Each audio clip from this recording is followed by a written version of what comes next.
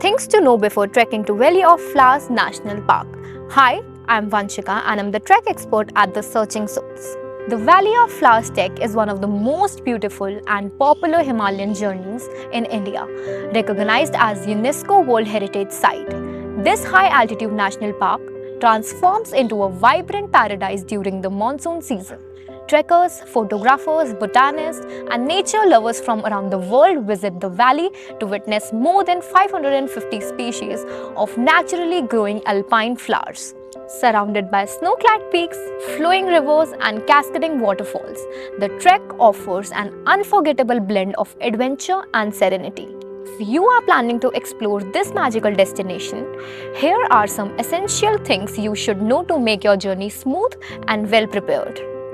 First, best time for visit. Timings plays a crucial role in experiencing the valley at its best. The park usually opens on 1st June and remains accessible until mid-October. June. Although the valley opens in early June, the first half of the month is not ideal for flower sightings. Blooming begins after the monsoon shower arrives, so visiting after mid-June is recommended. During this time, you may see around 40 to 50 flower species. July. July is one of the best months for the trek. The trails are relatively less crowded and most flowers are in full bloom. Trekkers can easily spot 70 to 80 varieties, including Himalayan balsam, potentilla, blue poppy, Brahma kamal, fleece flowers, and polygonum. Geranium is amongst the most dominant blooms during this period. August. August also offers peak blooming conditions. Though the trails become busier due to holidays, Himalayan balsam and potentilla dominate the landscape, creating a colorful panorama. September. September brings clearer weather, better mountain views, and fewer crowds. However, after mid-September, the number of blooming flowers begins to decrease. Visiting before the 15th is usually ideal, with around 50 to 60 flower species visible. Most trekkers prefer July and August because the valley feels fully alive with lush greenery, blooming flowers, and flowing waterfalls. Second, trek difficulty and fitness level. The trek is considered easy to moderate, but basic fitness is still important. The total distance is approximately 40 kilometers, with an average daily trek of around 10 kilometers. Comfortable guest houses at Ghangaria eliminate the need of camping, making recovery easier after long walks.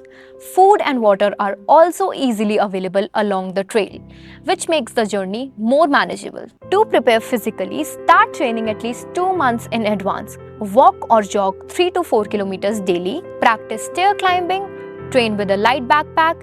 Even first-time trekkers with basic fitness can complete this track comfortably. Third, smart packaging guide. Weather conditions in the Himalayas change rapidly, especially during the monsoon season, so packaging wisely is essential. Warm layers. Even in monsoon months, night at Ghangaria can drop to 1 to 2 degrees Celsius. Carry at least 3 warm layers, including thermals. Footwear. Waterproof or water-resistant trekking shoes are highly recommended. Avoid sports shoes as trails can be slippery. Carry extra slippers or sandals for evenings. Summer day pack. While visiting the valley or Hemkund, carry a small day pack with a jacket, packed lunch, water bottle, poncho, and bag cover. Rain protection is essential on this monsoon trek. Lunchbox helps keep packed meal fresh and reduces single-use plastic waste. Most importantly, avoid overpacking. A lighter backpack makes the journey more enjoyable. Fourth, do not miss Hemkund Sahib. Many itineraries combine the valley with a visit to Hemkund Sahib, the highest Gurudwara in the world. Apart from spiritual significance, the trail is filled with rare alpine flowers. Species like Brahma kamal and blue poppy are often easier to spot on this route. The breathtaking glacial landscape make the extra day absolutely worthwhile. Fifth, pre-booking your stay is important. Accommodation in Ghangaria is limited with only a handful of hotels available. Pre-booking is strongly recommended, especially during the peak months and holiday season, as room can sell off out quickly. Sixth, manage your expectations. The valley is not a landscaped garden. Its beauty lies in the natural growth of rare Himalayan flowers at an altitude of around 3,600 meters.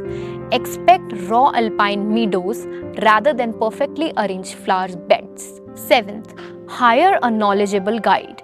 Understanding the valley's flora can greatly enhance your experience. Without proper knowledge, many rare flowers may look ordinary and the place may lose its essence. A knowledgeable guide can explain species, ecology, and hidden details that make the trek truly meaningful. 8th, network and connectivity. Trekkers usually stay in Joshimath and Ghangaria during the journey. All major mobile networks work in Joshimath, but only Jio offers reliable connectivity in the Ghangaria. Network access is generally available in the evenings. While daytime trekking routes have little to no signal, inform your family and friends beforehand. Here are some additional points you need to remember if you are visiting Valley of Flowers. The Valley of Flowers is not just a trek. It is a peaceful journey through one of the most unique alpine ecosystems in the Himalayas. Walking through vibrant meadows, listening to mountain streams, and witnessing rare Himalayan flora creates an experience that stays with you long after the trek ends. With proper preparation, responsible travel habits, and the right mindset, this adventure can become one of the most rewarding journeys you will ever take in Uttarakhand.